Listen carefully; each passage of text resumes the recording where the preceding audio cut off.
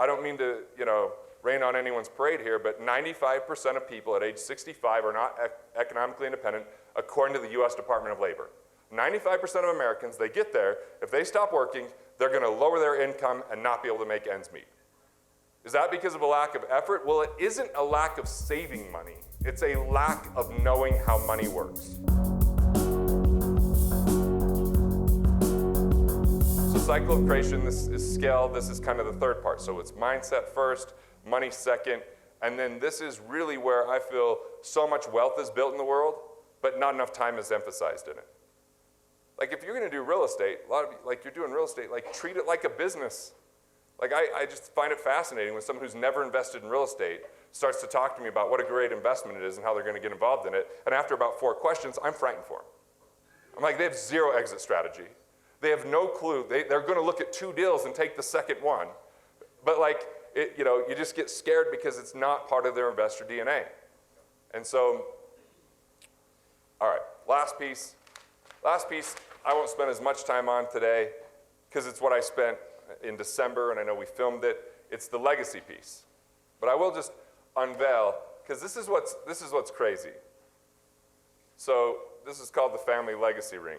And I've been meeting with people that, like I met with this guy that his family is uber wealthy. Like his dad owned a business or did consulting and had all sorts of revenue coming in when he worked with Sam Walton. I mean, very wealthy family. And when I unveiled this family legacy ring to him, he was shocked. Like they hadn't even thought of over half of this stuff. When I spoke at Gathering of the Titans to all these people that had major businesses like When 800 Got Junk and Burt's Bees and all that, like they had never thought of some of these concepts. And to me, it's crazy that they haven't, but I also recognize for most people, the emphasis on legacy is how do I pass on my money tax-free to the next generation is either A, or B, they had this billionaire, Bill Cummings, speak, and his whole philosophy was just to give it all away. And so I was gonna ask him a lot of questions about that, but he didn't feel well and he was in his late 80s, so I just felt like I didn't wanna overwhelm him with all my thoughts on legacy. Because I just wanna know, did he feel guilty? Is that why he gave it all away? Did he not spend time with his kids to make sure that they were prepared to receive this? Because my thought is, only those that don't need to inherit wealth will be prepared to actually inherit wealth. People that could actually create it on their own. And so my entire philosophy with my kids is they get zero inheritance. There is no inheritance for them. But there happens to be a family bank that they could borrow from. There happens to be this opportunity for them to start businesses and we can earn interest in our family bank rather than pay it to other institutions. And there are incentives that if they do certain things, I'll match them so that they have some skin in the game and we have some money that we put into it.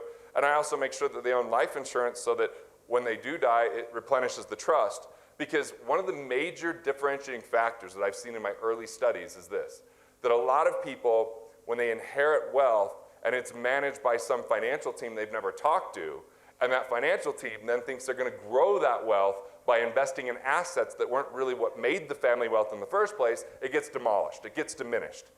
They all of a sudden start investing in hedge funds, and some hedge funds are about mitigating risk, others are about trying to grow the wealth. But I view growing the wealth as investing in my heirs, investing in my kids, in their skill sets, in their abilities. That's what we're gonna grow. I just want my assets to stabilize. We're gonna have downside protection, make it as secure as possible. If our estate grows, it's from one of 2 factors. The kids do really well, and they grow the estate because we earn interest as they pay that back. Or if they make mistakes, which they'll inevitably do, and then we can capture and teach that to other people in in generations to come so that we don't learn all the mistakes the hard way. We'll still have to learn some the hard way, but hopefully we can diminish some of that. Then the reality is the life insurance will replenish it. The life insurance will replenish whatever they did diminish that estate, so there will still be money for future generations. But if we are gonna grow this, it's gonna be through looking at people as assets, not products. Now, if some of them end up starting a real estate business and they're phenomenal at it, then great, that'll be part of the portfolio. But we're not just gonna go throw the money in a REIT that we know nothing about because someone told us that's what we should do, and now we're just, now we're just following the masses that in finance, I think the world wants, in the poor and middle class, they want money to be automatic and simple. They wanna hand it over with no responsibility and have someone give it back to them. And this is why there's absolutely no hope for them in that situation. There isn't. I don't mean to, rain on anyone's parade here, but 95% of people at age 65 are not economically independent according to the US Department of Labor. 95% of Americans, they get there, if they stop working, they're going to lower their income and not be able to make ends meet.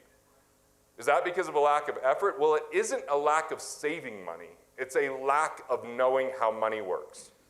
So they think, oh, I'm not going to protect myself, I'm not going to worry about asset protection, and I'm just going to spend all that money on a mutual fund, and the mutual fund's going to underperform horribly because of flash trading and fees and the restriction of where they can actually invest because it's all based upon the growth objective, even though it might not be a growth time.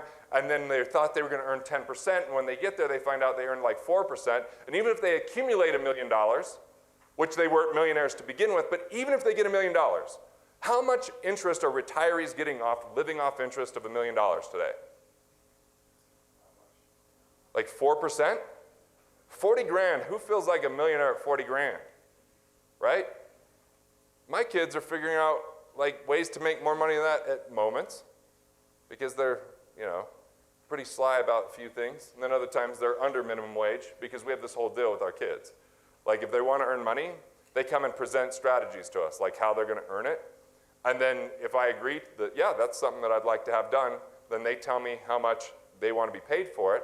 And I either say yes or no. And if I say yes quickly, it means they've underbid themselves. And then they immediately go, And I'm like, no, we have an agreement. Learn some lessons, and it's no if they're asking for too much. But that doesn't feel like being a millionaire, getting $40,000 taxable, by the way, more than likely. So the game is rigged against them. And without a little bit of responsibility and without understanding money, like money is lifestyle. So if we don't figure it out, it will infringe upon our lifestyle every step of the way. Cash crunches, lack of protection, because all of us are in store for financial surprises. We're all in store for that. It's just that 90% of the time we can actually be okay if we prepare for that, but most people don't because they don't understand the value of protection and transferring of risk. And, and like it's just funny. Some people think, oh, it'll all be better once I have more money, but Biggie Smalls said more money, more problems, right? And the reality is the more money you have, you're going to experience success tax over that. Someone sees you successful, they want what you have, whether you deserve it or not. 20 million lawsuits per year filed in the United States. We don't have tort reform, so you have to pay your expenses on that side, even if you're right and they were wrong. So this is just the litigious society we're in that once again comes from a mindset of wealth is a game of luck. It's a zero-sum game, so if someone has something, I have less. It comes from scarcity. Scarcity is insanity, and that's why we have all this kind of problematic situations. But the family legacy ring, talking about legacy, begins with the family office. So the Rockefellers are on 6 generations of passing on wealth, $50 million last year to charity from their interest, 153 families benefiting from that trust, although we're not looking at trustafarians and trust fund babies, we're looking at bank presidents and senators and some actual power that's happening there. Part of what they had, the Vanderbilts didn't, is they had a family office. So they had a family that just for the family, they had a financial firm that only worked for the Rockefellers. Now, I don't know if anyone in this room's in that situation where you have just one group that only works for you, but now a family office might take on 10 clients a year or 30 clients a year. But now you have a cohesive, comprehensive, coordinated team working on your behalf that understand who you are and your philosophies and that they're actually making sure that everything's working in unison. So a family office is a big part of it. The second part is a family retreat. Now the family retreat, I think, is the most underutilized, unknown part of legacy and might be the #1 factor of anything I'm about to share. Now family retreat doesn't even do it justice. Family retreat comes down to everything from symbols for your family, rituals, and traditions as one of the core pieces. It comes down to how you invest in your heirs from a time standpoint, from a meeting standpoint, from articulating your values and your mission. Like think about everything that we admire about an extraordinary organization. Can you think of an organization out there that you really admire that has no values, that they haven't listed their core values? Or they don't have a mission or vision statement? Or they don't have regular meetings with their executives? Or that, it's like all those things that make a business extraordinary. What if you looked at the business of your family? and said, how are we ever going to expect our heirs to be prepared if we don't invest time and we don't have some type of meaning behind everything? Like, look, it was tough last year. Last March, I sat down with my kids and my wife. My kids were 10 and 12 at the time, or 10 or 11 and 13 or whatever, and we sat down and we had to figure out our values. What did we do? We had a huge list and we let everyone circle 7 things. If we agreed to any of them unanimously, it was immediately a family value. If we didn't, we put it out there and we each got to make a case and talk about it until we agreed to at least 5 that we could count on. Then we wrote a family mission statement. Yes, I wrote the majority of it. So in writing the majority of it, now what I'm doing is meeting with my kids up to twice a month. We don't do it too often, but we read the mission statement together and we ask about, what does that mean to you? And that's been a difficult situation because the 11-year-old regurgitates what I say half the time rather than saying what it means to him, right? But I want it to live in their hearts, not just on our walls. We created a family crest. Everyone got to say what we wanted on that crest. What were the symbols? What were important to us?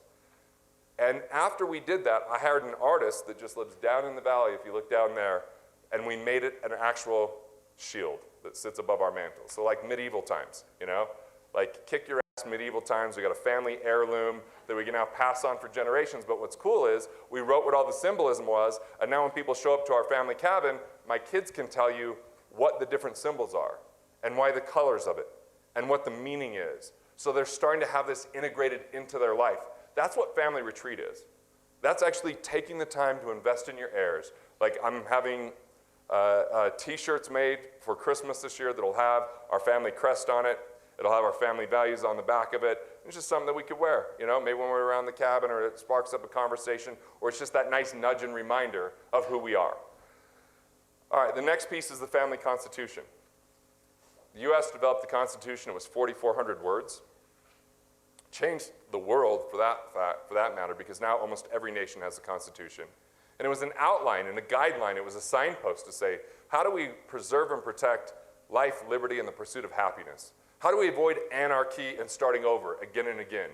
And what are these kind of distilled philosophies that can help us to be more prosperous? Once that was articulated, it wasn't meant to be like a commandment that we follow exactly. You know that for sure watching politics these days. But it was meant to be like a guideline of how things were to operate. And by having that, there could be signposts for future generations. And what if you had your own family constitution, which was the preamble to your trust? So before it gets into the legalese, which is essential for the courts or to avoid courts or for interpretation from attorneys, but none of your heirs are going to be excited about reading that. But they could be excited about reading what are the most critical lessons and philosophies. What helped you to initiate and get started with what you've created? And how can you pass down some of those, you know, ideas for them to improve their lives? So I look at the family constitution and I did 2 additional things to it. One is I created an appendix to it, and that appendix was the workbooks to help them have self-discovery. So it wasn't anything I was mandating, but I'm just really promoting building a life you love, living your sole purpose, you know, understanding the difference between scarcity and abundance, because my family didn't understand that. My great-grandfather knew scarcity at a personal level because he could not literally put food on the table. I know some people say that these days, but it's not hard to put food on the table these days, right? It's not like you have to go out and hunt and, you know, and cook it yourself. It's like you get food stamps if you don't do anything, and that buys food. Or you ask family and friends. It's not that hard to do, but in 1913 in Italy, in San Giovanni, it was so hard to do that my great-grandfather left there to get on a boat and come to the United States, become a goat herder, and eventually a coal miner, because that had more opportunity than what he was doing there. Because the mob was taking his profits, and the government was, to a point that he couldn't make ends meet. Like, he started to experience separation from family. That separation had him to start to feel scarcity. So everything was about how do we protect our family, but it became the play not to lose mantra. It became protecting us from our greatness. It became protecting us from stepping outside of that comfort zone and doing something meaningful. And so I wanted to have a family constitution that said, look, bold moves and courage are great, and we're glad for what was started there. But the reality is, we want you to really figure out and discover who you are when you're at your best. And if I'm not here to tell you what career to choose, but to choose one that aligns with who you are. Maybe it makes a lot of money, maybe it doesn't. The good news is, we're not starting you into financial bondage where you're begging for the banks or having to go and get a student loan, which is absolutely a crime in today's world. Student loans are wrecking this world. It's inflating the cost of college and overpromising to our youngsters what's actually possible. I don't give a shit if someone has a degree when I hire. I don't care. Can they do the job? I mean, how much, like, when I think back to what I learned in college, it was stupid. A lot of it was stupid. I took a nutrition class, and they taught the food pyramid. The food pyramid. The brain needs fat. They're saying limit all fat. 6 to 11 servings of carbs. You know, the carbs have always been the best thing for everyone, from what I understand, especially the more processed they are. I mean, like, this is the stuff I learned.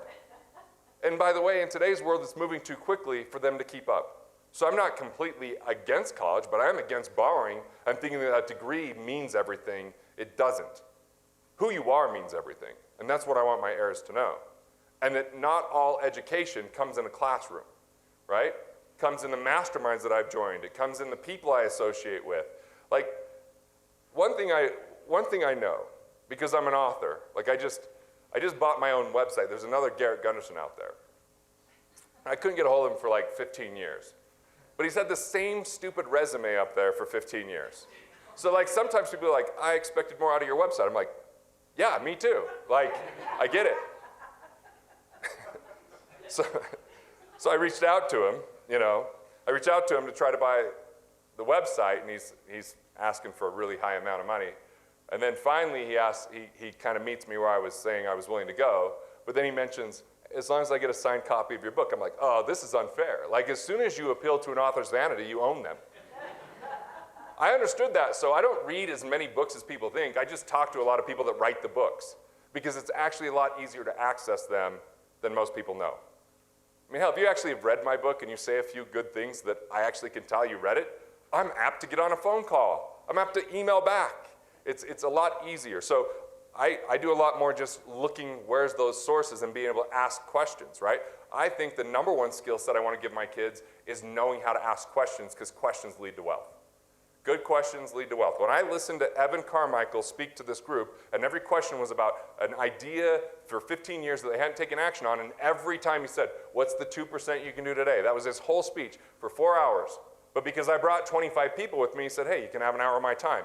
So I had an hour of his time the next day. I asked different questions. It blew my mind. I was like, are we recording this? I called people into the room because he had a wealth of knowledge that people didn't know how to tap into because they weren't asking the right thing. Like, people aren't asking the right thing when they wake up and they go, how do I make more money? I'm not inspired to talk to someone that's all they ask. Where should I invest my money? Well, you're asking the wrong questions. How do I become a better investor is a much better question. What value can I truly create in the world? Like, I don't even like when people hear me speak and then they come up and say, what value can I, or how can I help you? Like, that's okay. I get where they're coming from, but now they put the onus on me. If you, like, what I want to teach my kids is, what if you ask them what they're excited about, what they're up to, what their biggest obstacles are, what their biggest opportunities are, what connections they would like get the work done on your part, and then when you can connect them to someone or give them an idea, you now can be the value provider rather than, because look, even the best people out there, if you could truly help them, most of the time have a conditioned response to say that they don't need any help or that they're good. But everybody here could have another level of prosperity with new mental capital or new relationship capital. It's just most people don't know how to ask for it, and most people don't know how to offer it. So the family constitution is really this distilled place where I can have a dynamic legacy. A dynamic legacy where it's not just legalese, it's not just passing money on, it's passing on the more important things. And in between this, I have a board of trustees. Not like a bank board, not like your board talking to them because they're so stuffy. I have a board of trustees that are 5 people that if I'm not around, share key characteristics about me that I either have the same or better, the people I even look up to, that if I'm not around, that's who my kids can learn from. That's who my kids can consistently meet with so that they still get that information and they still get instilled into them some of those key values. And by the way, I left them with a family constitution, a family mission statement. I've left them with family values. I left them with Gunderson Boy rules. I've left them with workbooks in the appendix. Like, I've given them the resources. And as a matter of fact, I'm inviting all of my board of trustees to my cabin this fall to come hang out so they could spend time with my kids, we can have conversation, and I can once again paint this vision. Actually, last week I filmed a video that now goes to the preamble of the family constitution. It's 20 minutes where I'm just talking about, hey, I'm just putting myself in my future heir's shoes and think, okay, imagine if you had a family member that set up a trust with tens of millions of dollars in it, a family constitution, and they had certain bios, because everyone has their bio that people read about them. But what if I had my wife get up here and do a bio? Totally different, right? She could tell you all the dirt, right? My kids would love to sell me out on that, and they think it's funny, right? And I feel like I don't want my heirs to feel like, oh, grandfather or great-grandfather Garrett, he did everything right. No, I've made a lot of mistakes along the way. I've lost money, I made bad investments, had bad partnerships. So I actually just talked about that and the importance of mistakes and the importance of discovering who you are and loving yourself, not comparing yourself to anyone else, and that the expectation isn't to be who we were, but to find the life you love. So I wanted to have that in my words and that are presented in there, so I put just together a video that goes at the beginning of the family constitution. The board of trustees, I want to spend time with them so that if I'm not around, I have a good influence on my kids, and they're looking at the family constitution to interpret what we want to have happen. So, in between here, I have a trust protector, the family office and the family constitution. The trust protector is actually an attorney, and their main job is to veto things. Their main job is to go, hey, it looks like you're putting the assets at risk. I'm going to say no. They just have this fiduciary responsibility that we don't put our capital at risk because we're going to invest and take risks with our heirs, not with our cash.